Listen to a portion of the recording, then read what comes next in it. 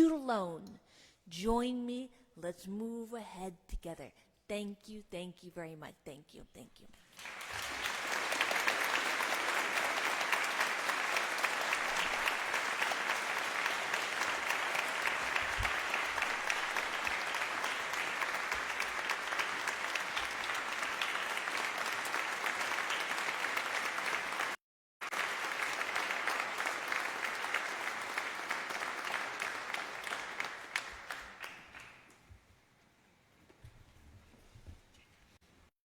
Survivors are the heart of this movement. And now I invite the survivors to share the names of their loved ones taken from gun violence. And we'll start with those behind me.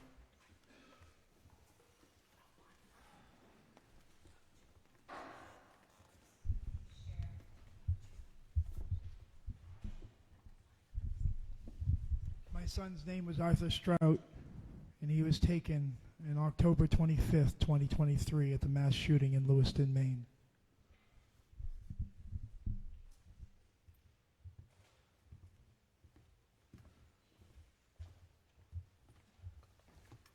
Our son Ethan Song lost his life on January 31st, 2018 in the home of a negligent neighbor due to an unsecured gun.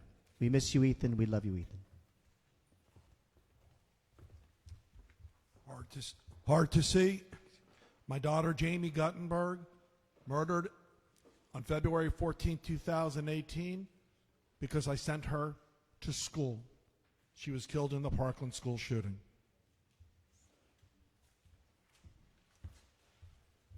My father's name was also John Kellogg. He died on December 21st, 2014 in Shreveport, Louisiana.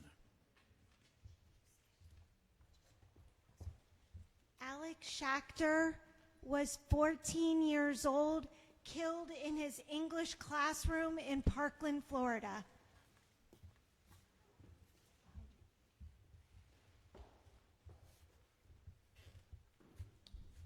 My husband and the father of my 4 children, Joshua Seal, was murdered October 25th, 2023 in Lewiston, Maine in the mass shooting.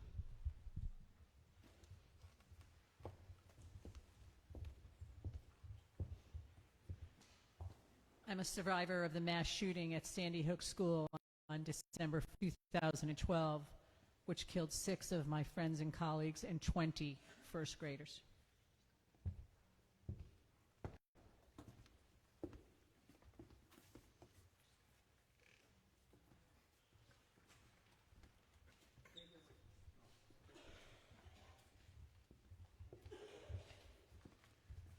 Wayne and Judy Richardson. Our daughter, Darian Richardson, 25 years old, was taken February 28, 2010 in Portland, Maine.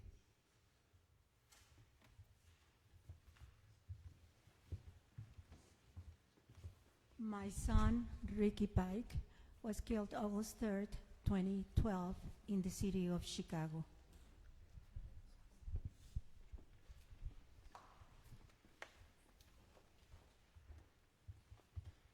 My son Shane was murdered on October 20th, 2012.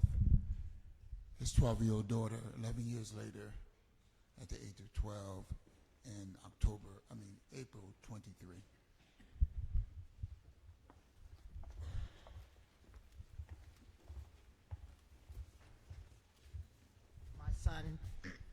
My son, Daryl Lee Jenkins Jr., was murdered in front of our home in 2014.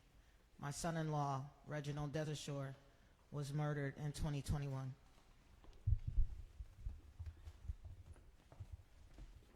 Patty Brockington. I survived suicide because my family removed my gun.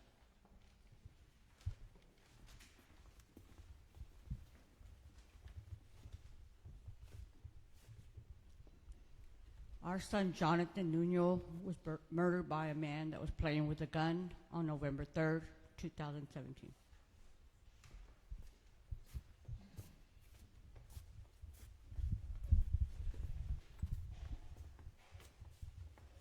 My son, Prince Daryl DJ Carroll, was murdered On June 16th, 2023,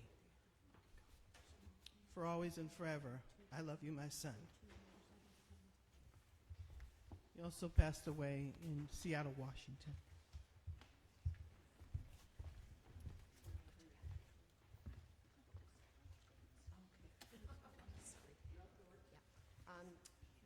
On January the 25th, 2012, my nephew, Matthew Borvina, while at college, was suicide by gun. Kara, with the big fish and her brother, Kara is my goddaughter, and on May the 25th, 2014, the night before her 36th birthday, she was also suicide by gun. And I'd like to remember the victims of the Fort Lauderdale airport shooting that happened on January the 6th, 2017. I was in the airport during that shooting, and I think of those people every day.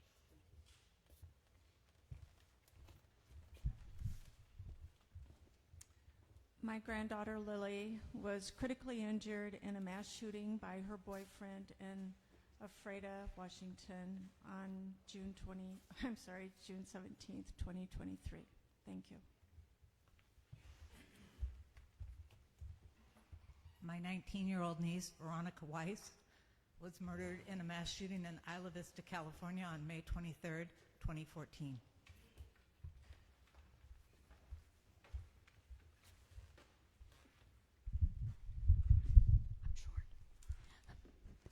This is my daughter, Emily Marks. We lost her on April 27th, 2012 in Valencia, Pennsylvania.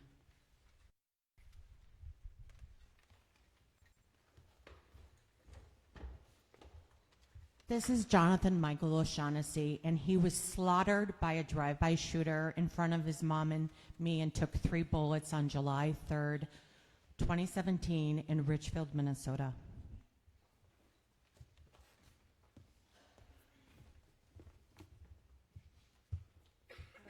My mom and my dad, Tim and Kim Donnelly, both 52. They were killed by a stolen, unsecured gun in our family store on February 2nd, 2005, and I've missed them every day of my life for the past nearly 20 years.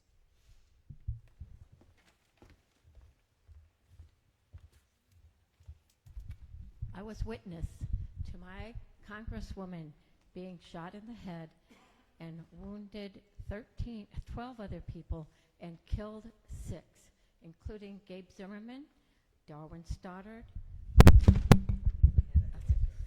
Phyllis Schneck, Judge John Roll, Dorothy Morris, and 9-year-old Christina Taylor Green.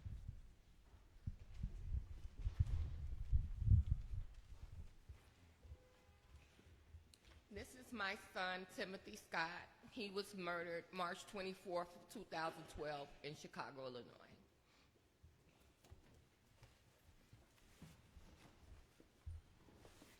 This is my daughter, my oldest daughter, Thaisa Abney. She was struck by a stray bullet coming out the movie theater in Chicago, died instantly. My son, Tyler Randolph, was murdered 20 years later in my driveway, Hazel Crest, Illinois.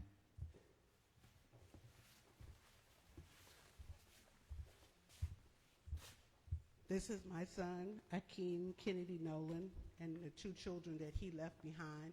He was murdered in Jackson, Mississippi, July the 7th, 2021. He was number 76 on the homicide list.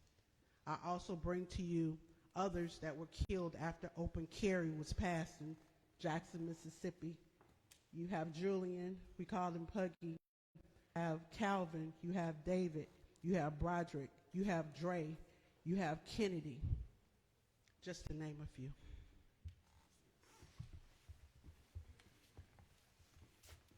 My son, J.C. 20, July 19th, 2017, Silver Spring, Maryland.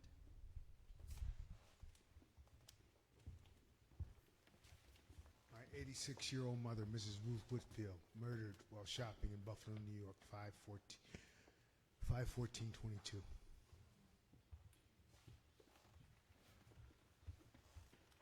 My son, Dale Graham, 29 years old, killed October 28, 2008, Baltimore City, BPD. Alex Sullivan, murdered July 20th, 2012, Aurora, Colorado.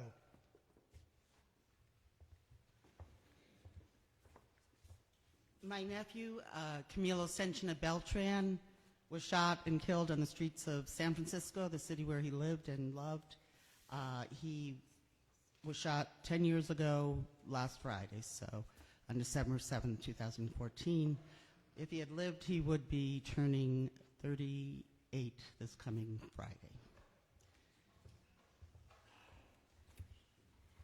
My dad, Captain Don Schemmel, shot and killed August 14th, 1999, Chicago, Illinois. His murder is still unsolved. My son, Thomas Lee, at 20 years old, was shot and killed 16 years ago. The case is still unsolved. Illinois, pass House Bill 4753 and 54.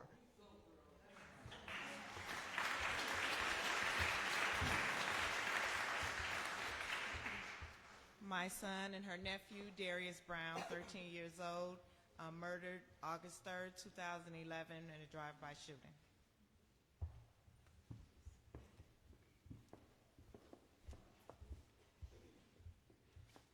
My sister, Patricia May Springer, was shot and killed on September 15th, 1997.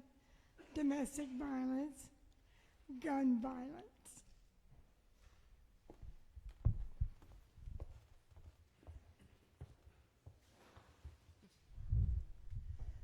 My son, Kenneth Mitchell Jr., was killed February 6, 2005, and I'm still his mom.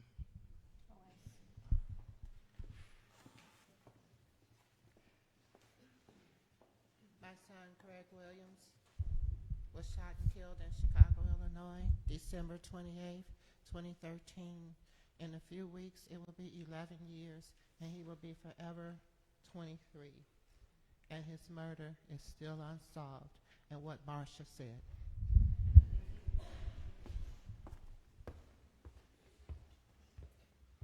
This is my son, Miles Van Frazier. He was shot 8 times by the police in my home in Chicago while having a bipolar breakdown. And this is my stepdaughter, Kaylin Nicole Pryor Scott. She was also murdered in Chicago, and her case remains unsolved.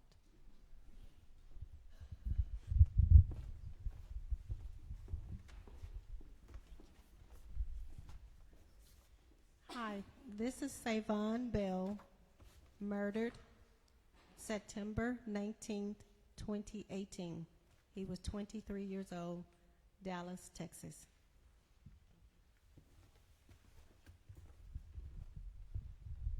This is my wife, Jennifer Gonzalez Shushariba. She was killed by a veteran suffering from post-traumatic stress disorder at the Pathway Home shooting in Yountville, California on March 9th, 2018, and she was 6 months pregnant.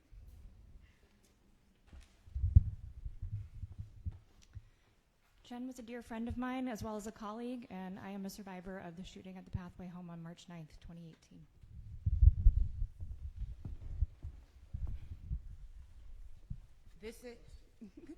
This is Melquan Jatel Anderson, my sister's only child. He was murdered at a bus stop in Brooklyn, New York on October 25th, 2017, 4 days after his 27th birthday. His daughter, his only child, was born 2 months after. The sky has caring eyes. We love you always and forever, Melquan.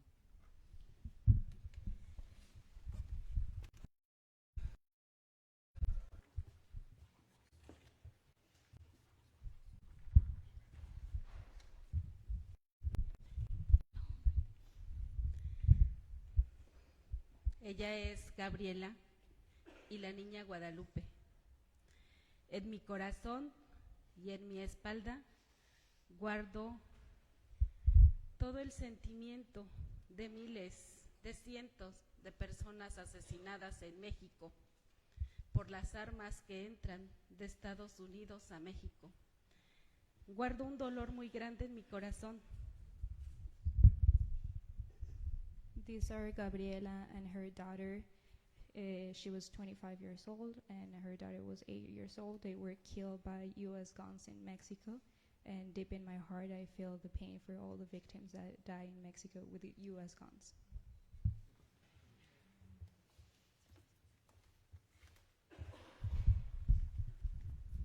Él es Elvis Axel Torres Rosete, de 17 años, fue desaparecido en diciembre del 2010 y a la fecha no sé dónde está.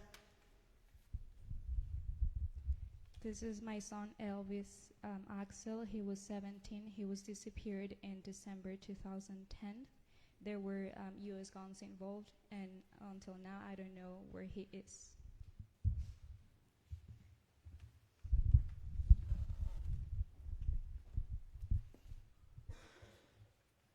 My son, Charles Lawrence Baker Jr., was murdered February 13, 2018, in West Valley, Utah.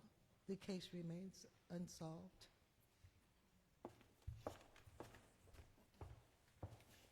This is my aunt and uncle, Jenny and Belle Lamb, murdered in a home invasion in Houston, Texas, January 11th, 2018. This is my sweet friend, Alicia Cashaw, gun suicide, June 3rd, 2008.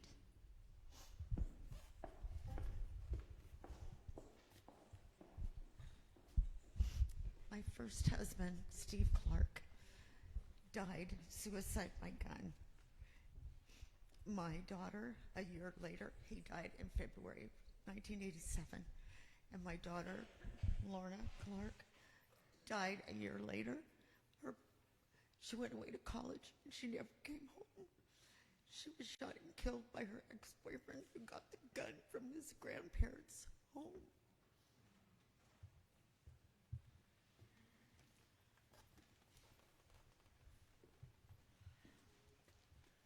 Reverend Greta Willis, my son, Kevin L. Cooper, was murdered in my home in Baltimore City by a Baltimore City police officer at the tender age of 14 years old.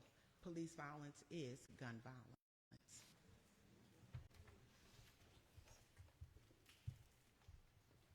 My name is Trinicia Ricks. This is my beautiful, identical twin sister, Maisha Davis.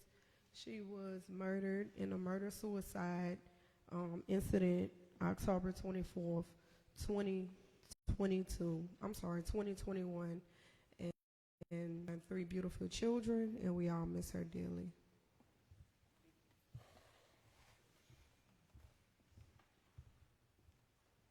This is my amazing son, Kristen Harris.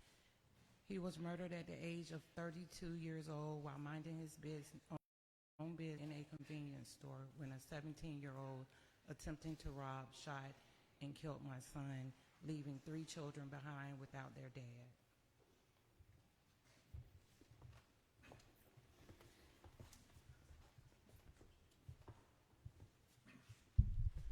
This is our son, Christian Patillo. He went to a sleepover at a friend's house on September 5th, 2021, and never came home because of a negligent gun owner. We love you, kid.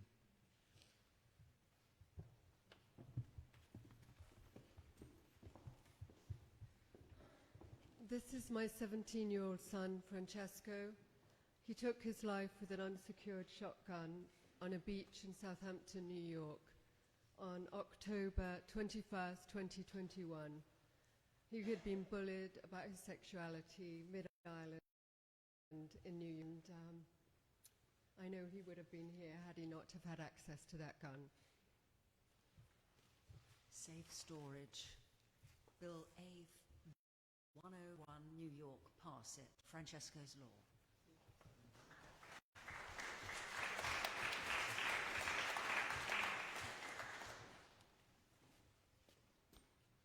This is our father, Arnold Murray.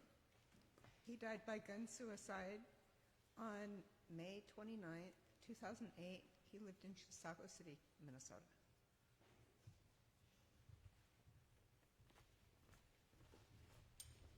Hello, family. How are you? My name is Gisela Tanner, and I just wanted to share a card I found when my son Ellis passed away, and it says, "Mom, do you know what I want to ask God someday? How did I get the best mom in the world?" And he said, "Stay strong, my black sister."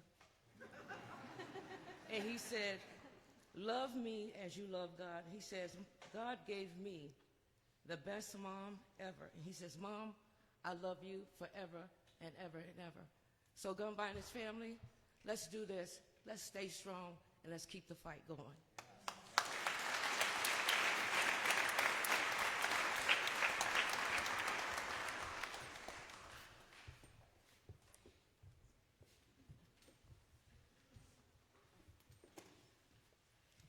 This is my brother, Terrence McCrary Jr. He was murdered in Oakland, California on August 14th, 2016. And he was only 22 years old.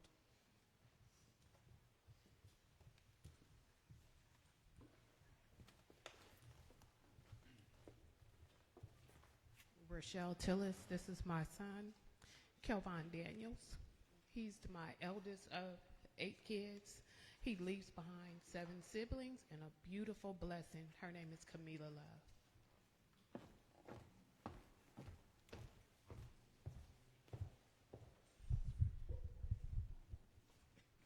My name is Brenda Grisham, and I'm the mother of 17-year-old Christopher Lavelle Jones.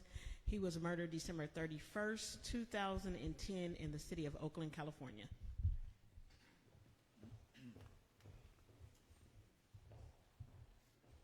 My name is David Crossbow. A bullet entered and exited my body from being robbed and shot in New Haven, Connecticut. I don't know why I survived, but I'm always going to fight for everyone here and those no longer with us. Thank you.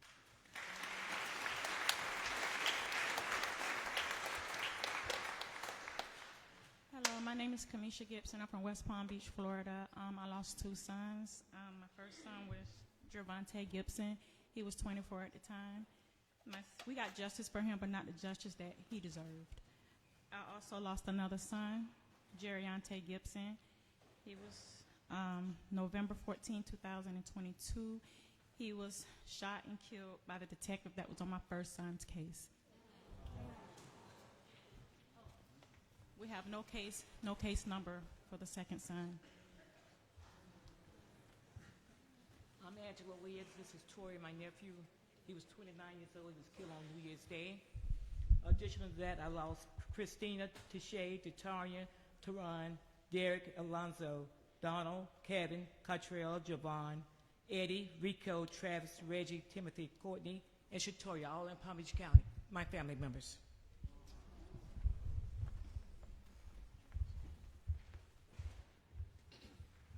This is my son, Alfonso Frencher II, who was murdered through Chicago violence on August 21st, 2021. This has got to stop. This is my brother, Alfonso Frencher II, with his niece and nephew, my niece and nephew. Thank you.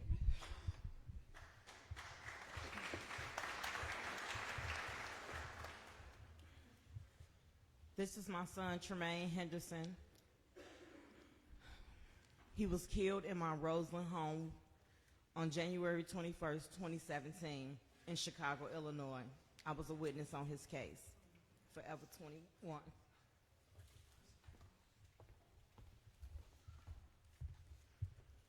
My name is Apostle Tracy Walker. This is my son, Antoine Walker, that was murdered July the 13th, 2023, and he leaves behind now a 3-year-old son, which was one when he was murdered from gun violence.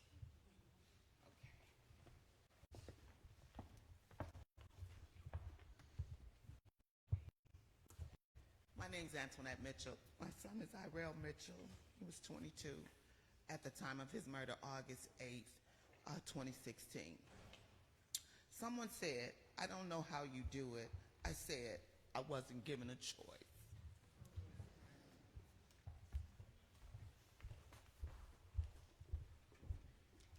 My name is Jashawn Hill, and the two women who preceded me were my aunt and my cousin for Alfonso Frencha.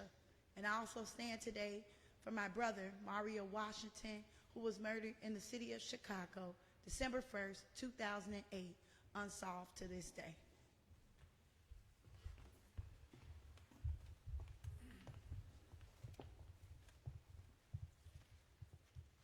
This is our son, Joseph Tatney Jr. He was 40 years old. He was murdered by a 19-year-old on June 7th, 2021 in Baton Rouge, Louisiana. My son, Joseph Tatney Jr., we call JoJo, as mentioned, was murdered by a 19-year-old who got 6 months because the district attorney decided to sell out our family rather than face a formidable attorney. We'll miss you, JoJo.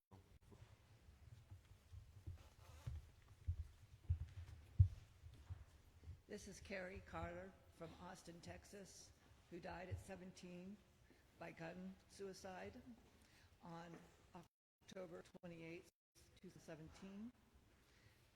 And her brother, who died at 21 in Baylor, Texas on March 24th, 2019, gun by suicide.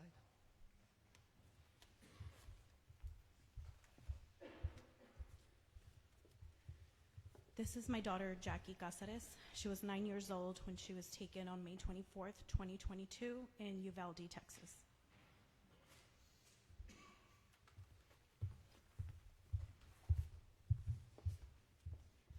My 10-year-old daughter, Lexi Rubio, who died in the Uvalde school shooting on May 24th, 2022.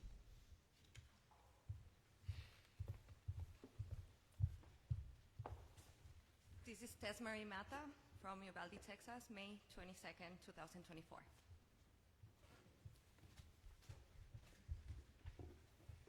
Earlier this year, there was a shooting directly outside of my high school. Many students, including myself, were present, and one student my age was fatally shot, 2 were wounded, and since then I have not felt safe going to school.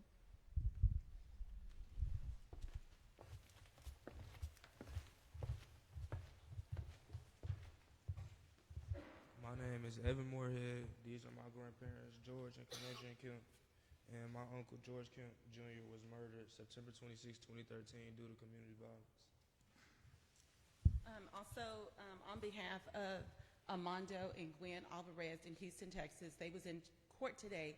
This is their 9-year-old daughter, Arlene Lynette Alvarez, that she was shot while she was sitting in their vehicle, and someone was being robbed, and they shot the gun, and recklessly they hit Arlene in the head.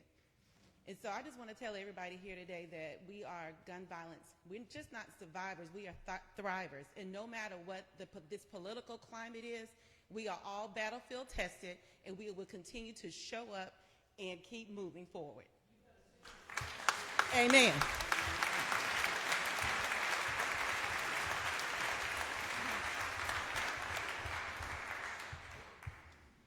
This is our son, Max Emerson. He was murdered right here in Washington, D.C., attending a professional development. He was murdered by a 22-year-old man, 2-time convicted felon for multiple gun charges, yet the courts deemed him safe for his community.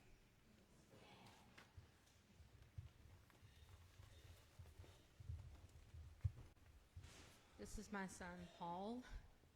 Paul was 14 years old. It'll be 12 years this month, December the 19th, since his life was taken in a home invasion. Some kids at his school had plotted against him to rob him for material things, and as a result, my son's life was gone.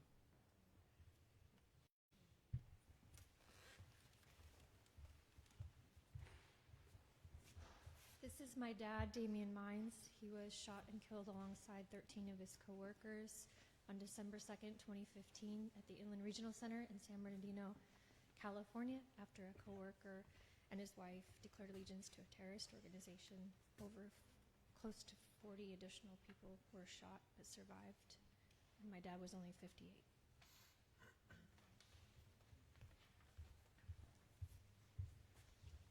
This is Ryan Realbuto. He was 23 years old. He was doing a year of volunteer service with a Franciscan organization. He was shot and murdered during an attempted robbery on the streets here in Washington, D.C., January 19th, 2024, and the crime is unsolved.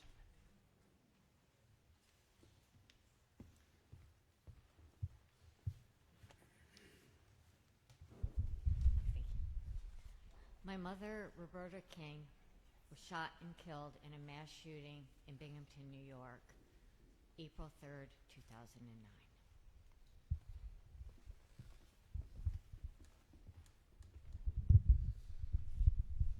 I just want to let you guys know my son, Darius McCurry, that was killed in Oakland last Tuesday. They named the skate park in Berkeley, first skate park in the country, named after a black kid, right here. Darius McCurry Jr. Memorial Skate Park.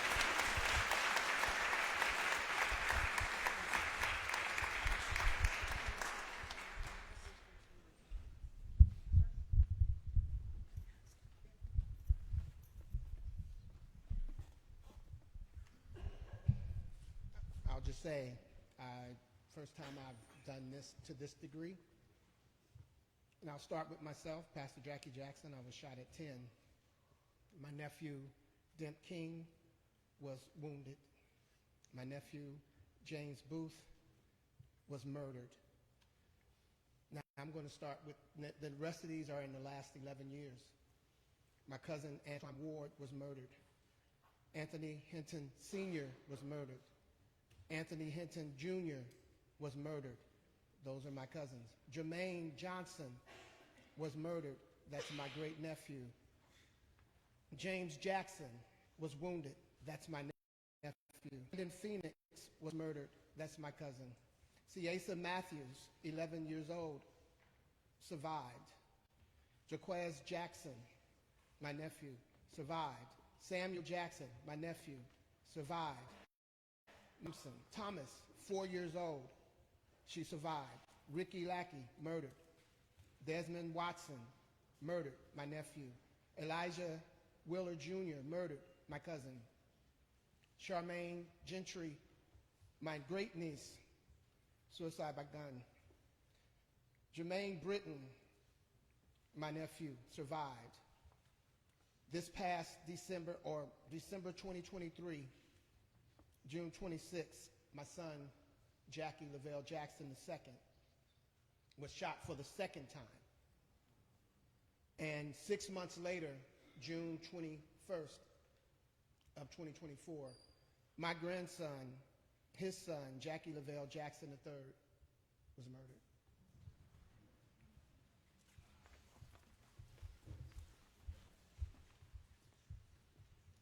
It's me again, only because that's how many touches I have with the gun violence that happens in our community.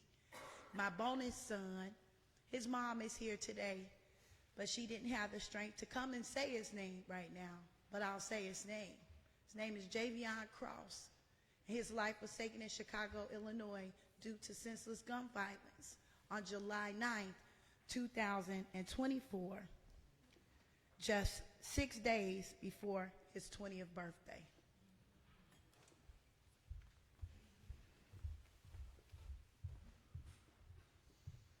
Good evening.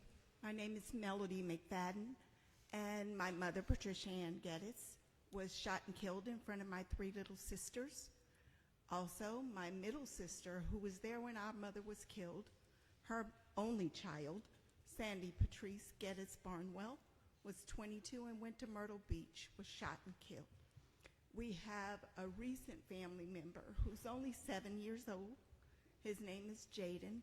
He was shot in October of 2024 by a 14-year-old who took a gun from his parents' house, unintentionally shooting a 7-year-old who is still in intensive care.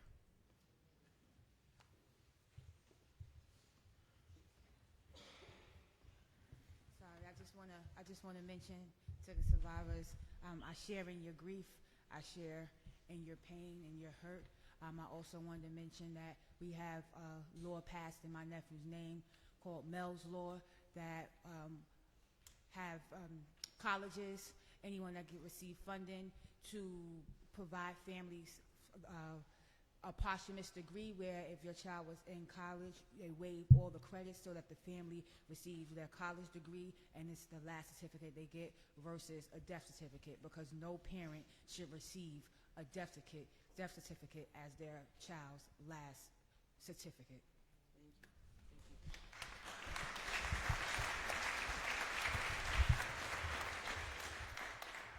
My friends, thank you for your kind attention. Is there anyone who didn't feel like they got up quick enough who wants to come up now? This is your chance. Thank you all.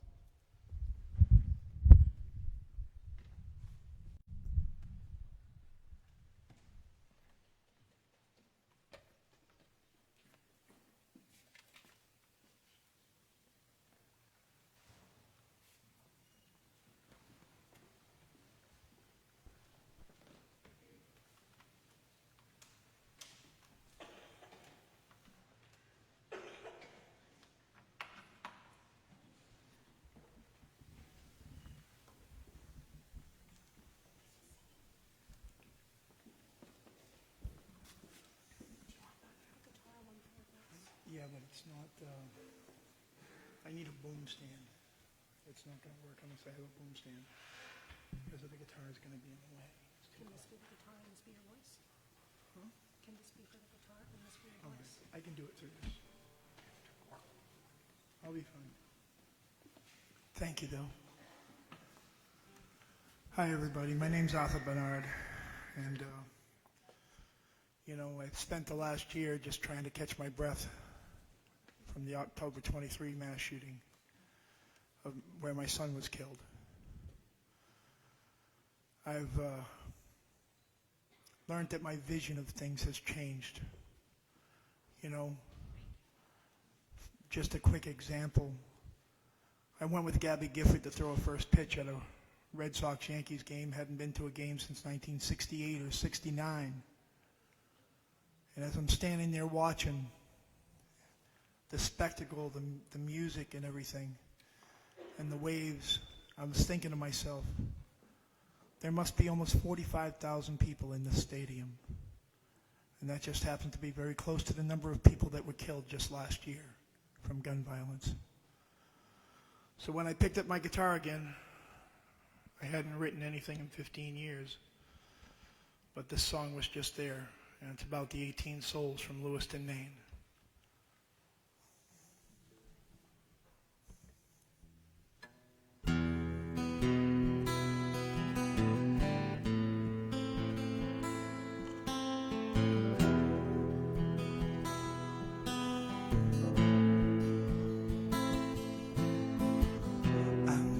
Just yesterday, driving myself downtown, just taking care of some business, wondering if you was around.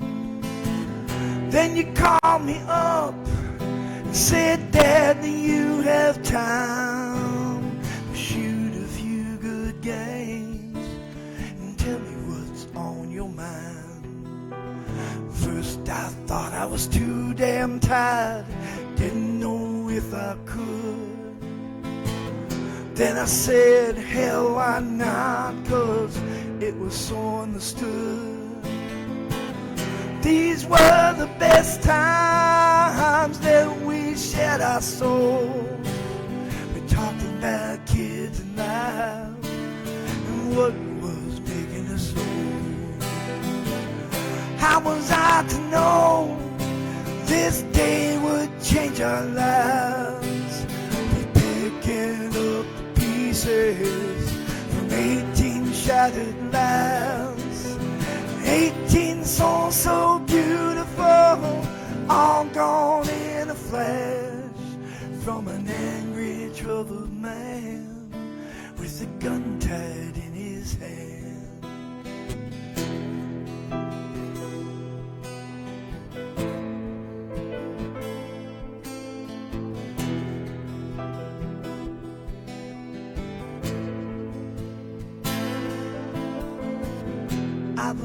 that day. It's all so crystal clear. People laughing and drinking and signing, all without any fears.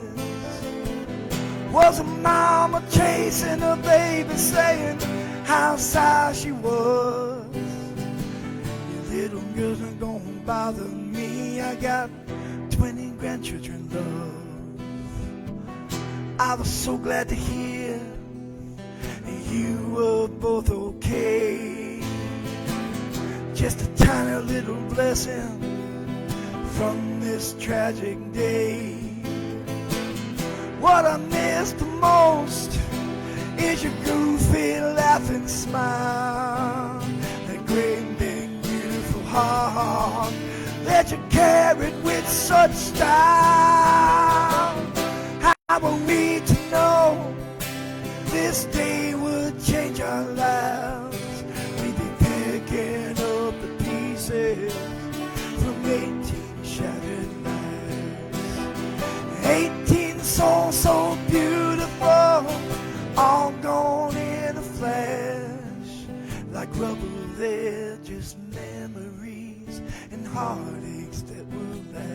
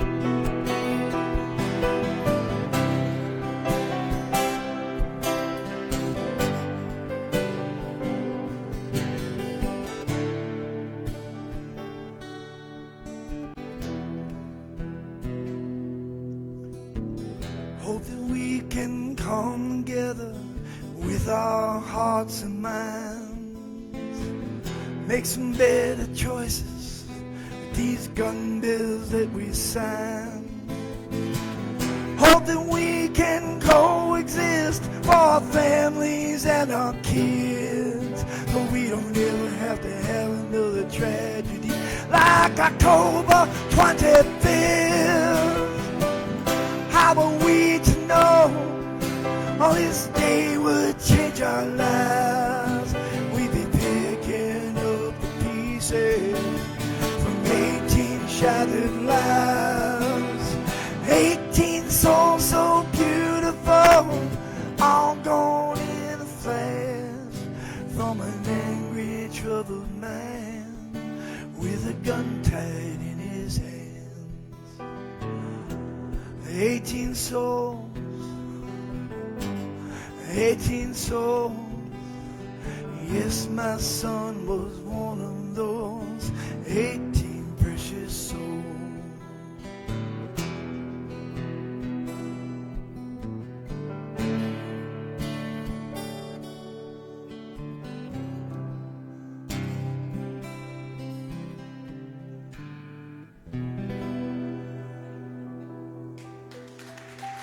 Thank you.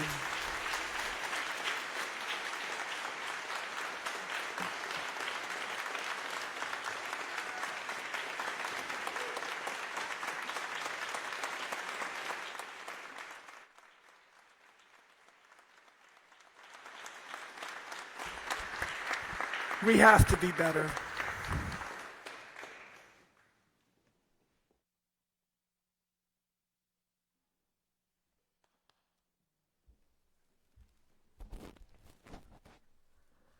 Arthur, that was beautiful. Thank you. Next, I'd like to introduce someone who we met 12 years ago at our first annual National Vigil for All Victims of Gun Violence.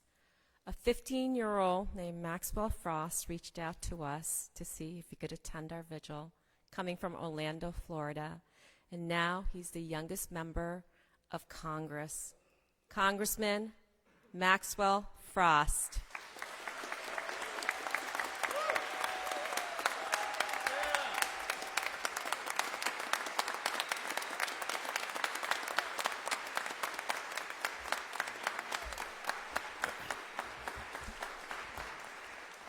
Good evening. Like Post said, I mean, it was this event 12 years ago that gave me my call to action. I went to an arts middle school in high school. I wanted to be a musician. But it was after seeing the images of the kids being marched out of their school in Sandy Hook, Connecticut, that I felt something in me. I remember going to the concert that night, and I kept staring at the exit signs in the backstage. I played one of the worst shows I've ever played in my life. And it was because I felt this anxiety that somebody would walk into that theater and do the same thing to my friends and family. And I remember the next day at school asking my friends, do you feel that anxiety? And a lot of them said, I don't know what you're talking about. And it felt so unique. But I fast forward 12 years now, and that feeling for young people in this country is anything but unique. I remember a few months into first getting elected to Congress, I was really excited because I had my first elementary school coming from my district up.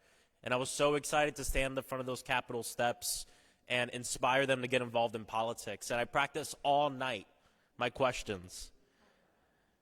And so I got to the questions, and my favorite one, I said, if you were a member of Congress, what law would you pass? And I was ready to hear no homework, ice cream for dinner, all these different things, stuff I would have said when I was 7 or 8 years old. And I pick a little 7-year-old, and she goes, I would ban assault weapons so I don't get shot in school. I pick another student. They say, I wouldn't do as many school shooting drills because I don't feel safe because of the trauma.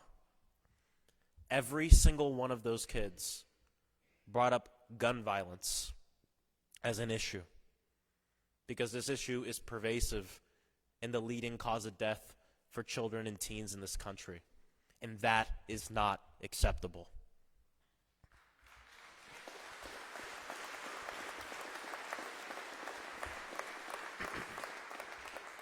My hometown of Orlando knows this tragedy very well.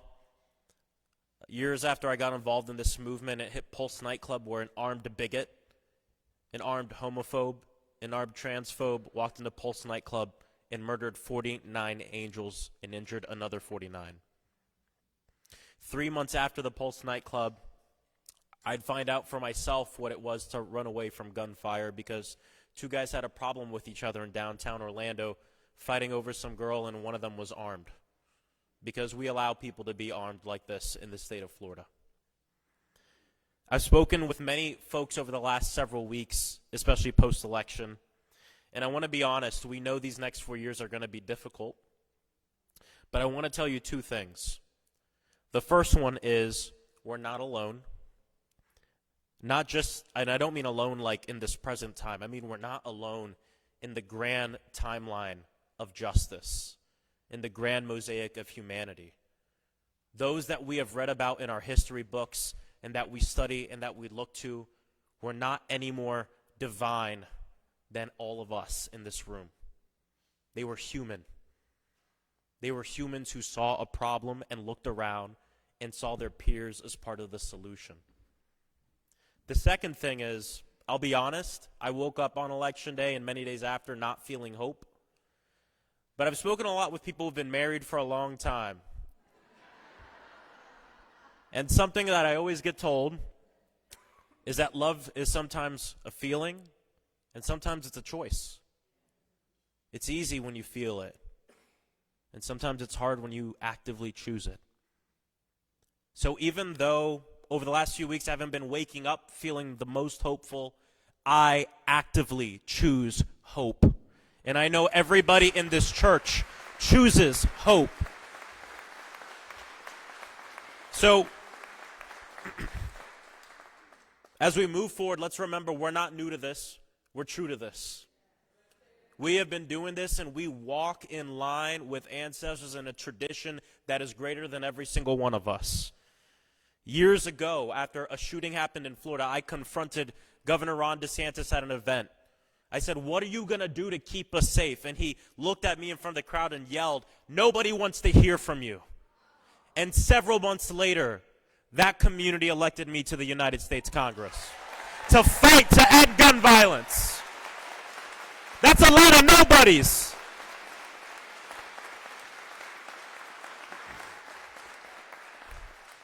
Our fight and our movement goes back generations. And I want to empower you with this, because a lot of times those who are against what we're trying to do will cite the Constitution or the founding documents of this country. But I read in those founding documents that we are all entitled to life, to liberty, to the pursuit of happiness. So when they come and tell us, why do you want to ignore the Second Amendment? I say, I just want you to read the Second Amendment. When they come and tell us, why are you fighting against the founding documents? Know that our fight to make sure that the leading cause of death for children and teens isn't guns, it is already written that this should not be the reality that we have. We are not here to rewrite history or rewrite these documents. It says, it is already written that we will be successful in what we're fighting for. And the last thing I'll end with is this, because we're in a church, and I was raised Southern Baptist. And there's a verse, Philippians 4:13. I can do all things in God who strengthens me. Not some things, not a few things, but all things. We will end gun violence. Thank you so much. God bless you all, and let's fight together. Thank you.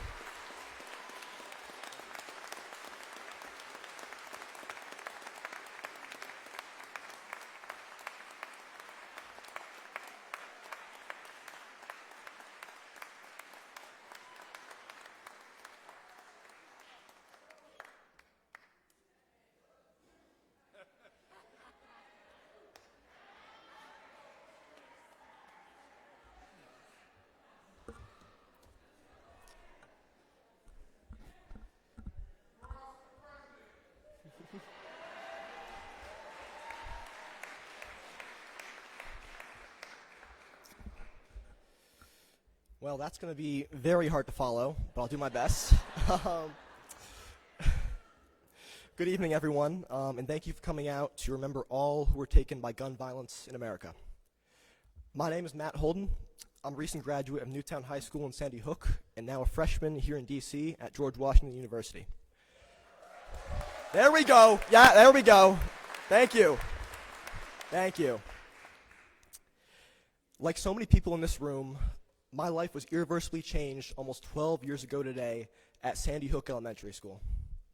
On that day, a gunman with an AR-15 took from my community and I more than my little 6-year-old brain could have ever comprehended, and more than should have ever been taken from any community ever again. So every day after, as I watch gun violence continue to take more and more from communities across this country, in Chicago, Las Vegas, Parkland, Oakland, Uvalde, Nashville, Appalachia, New York City, and beyond, I was confused, I was upset, I was angry, and I was utterly unable to do anything about it. That changed this year, when 5 other Sandy Hook survivors and I finally got an opportunity to tell our stories through local and national media. With the Newtown Action Alliance behind us, we were finally able to create change. We even met with Vice President Kamala Harris, and a few months later proudly cast our votes for her and other common-sense gun control candidates.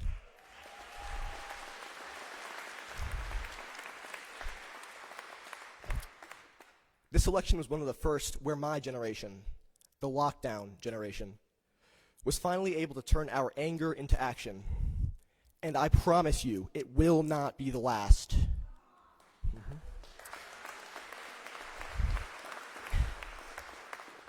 But it is thanks to all of you who have been in this fight for years that we have these opportunities. And I thank you for fighting for me and other children when we couldn't ourselves. Thank you, thank you.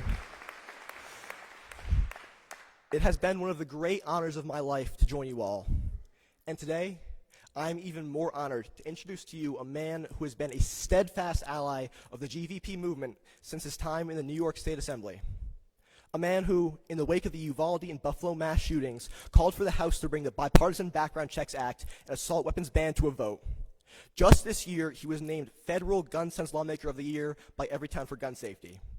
And come 2027, he will be Speaker of the House. He will. Ladies and gentlemen, please welcome Congressman and leader of the House Democratic Caucus, Hakeem Jeffries.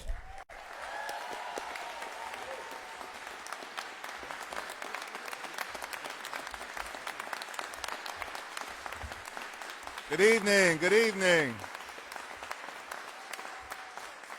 Good evening. Thank you, Matt, for those very kind and generous words, but for your strength and for your leadership and for your advocacy. We can believe in the future of America because of great patriots like Matt. And so we're thankful for him. It's a high and a distinct privilege with each and every one of you. So many incredible advocates. Let me first just acknowledge Congresswoman Giffords, former member of the House, and so appreciative of her strength and resilience and determination. And of course, Congressman Maxwell Frost, who I think still is probably the youngest member of the House of Representatives, a great leader, a great advocate, and after hearing him tonight, I'm going to christen him the Reverend Dr. Maxwell Frost. What an incredible champion for gun safety in the United States of America. Let me also recognize, of course, Poe Murray for her leadership as the co-founder. Thank you, Poe, for what you do in chairing the Newtown Action Alliance, of course, and the foundation.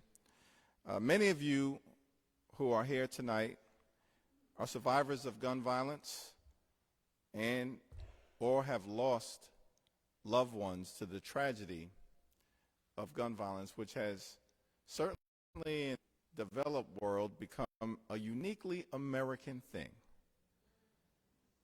And that's a stain on our country. And I'm thankful, though, for the fact that you have chosen to turn that pain into purpose, and of course that purpose into progress. And it's because of that advocacy that we have been able to, together, make progress.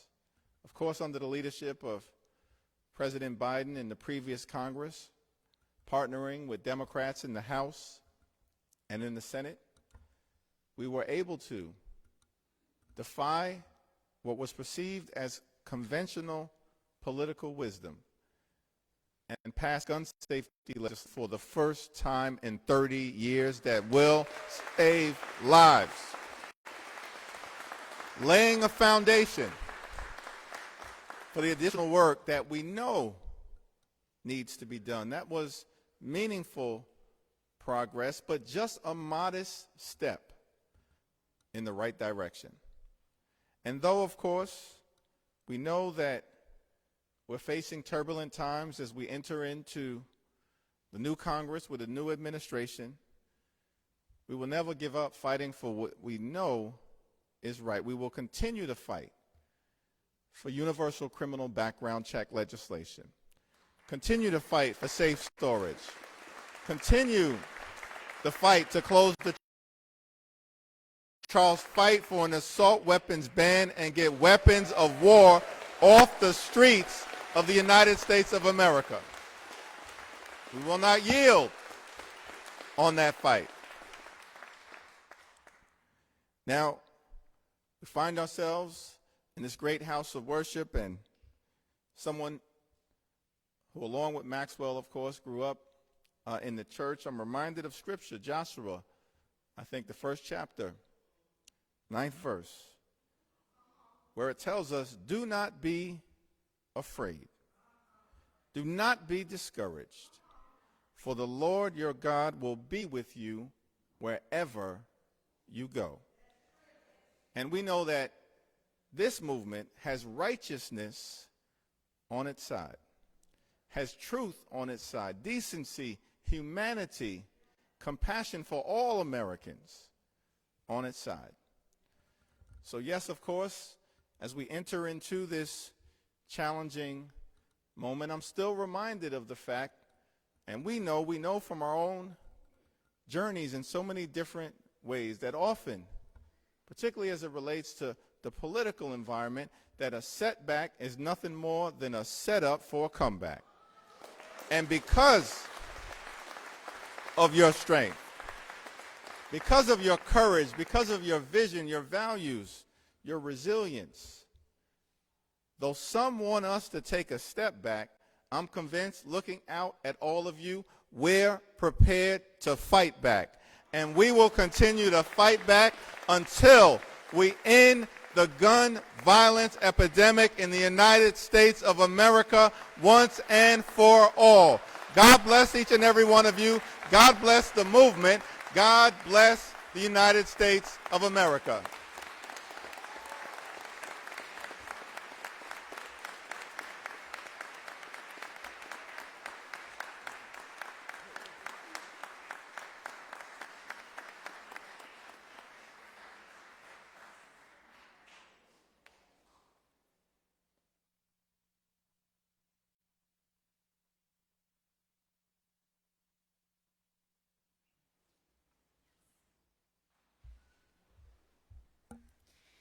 Good evening, everyone. My name is Mikhail Wilford, and I'm deeply honored to be here with you tonight. For me, the reality of gun violence hit close to home before I was old enough to fully understand it. Growing up in Newtown, I didn't initially know why December 14th was such a somber day. It wasn't until 4th grade that I learned about the tragedy at Sandy Hook and the unimaginable loss my community suffered.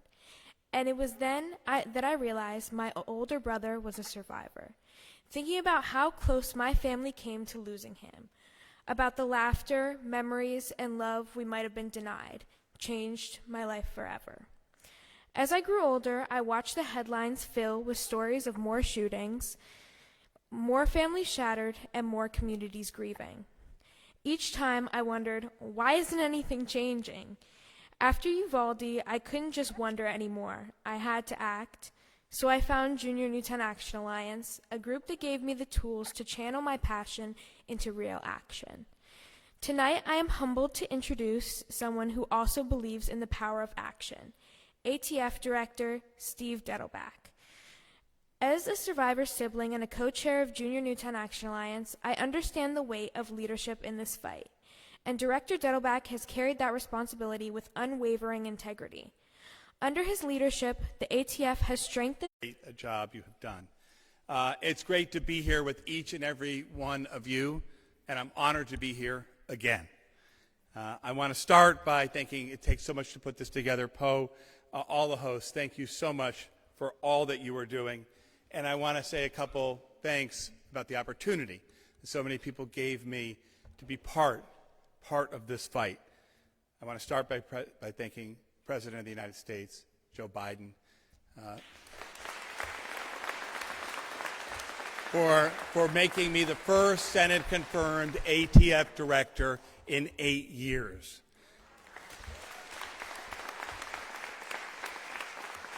Vice President Harris and Attorney General for leading the Office on Gun Violence Prevention, who we're going to hear from in a little bit, the great people there. And I want to thank the Attorney General of the United States, Merrick Garland, for being a quiet, steady hand fighting for justice in this country. And of course, I want to thank the incredible men and women that I have the honor to work with, the men and women of an incredible agency with an incredible heart, people who run towards gunfire every day to protect total strangers, the men and women of the Bureau of Alcohol, Tobacco, Firearms, and Explosives. Leader Jeffries, Congressman Thompson, Congressman Giffords, and Congressman Frost. I don't even think it's safe to go two after you, not just following you. It's absolutely stirring. The stories that I have heard during my time as ATF director, the testimonies I have heard about the pain of gun violence that is far more than horrible large numbers. It's about real people, the people here tonight, real families, real lives. But I want you to understand that telling those stories, saying those names, it gives inspiration and hope to every person in law enforcement who's fighting for victims of crime, to every person around this country who hears your stories. It echoes, it reverberates, the ripples wave over and over and over again throughout this country, pushing us ever toward justice. You know, as ATF director, I worked with wonderful people. I traveled all around the country. I met with law enforcement officials everywhere to try to understand what they were fighting against, the crime, the gun violence everywhere in our country, and to better understand those environments, what they needed. But on those trips, I had the honor to meet almost everywhere I went with so many victims and survivors of gun violence, including many of you. Heroes. You have had the courage to share with me your darkest moments.